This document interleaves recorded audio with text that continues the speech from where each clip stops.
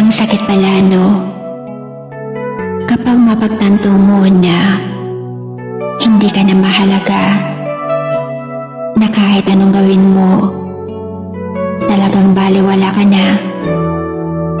Kahit na alam mo rin yung pinagkaiba nang busy siya at hindi na interesado pa, mapapaiyak ka na lang talaga sa sama ng loob. Dahil hindi ka na niya talaga kayang pahalagahan pa.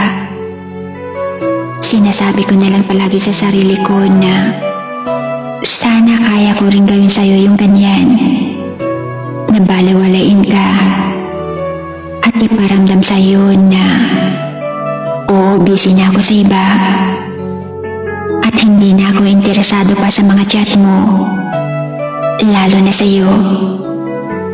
Kaso hindi ko kayang gawin.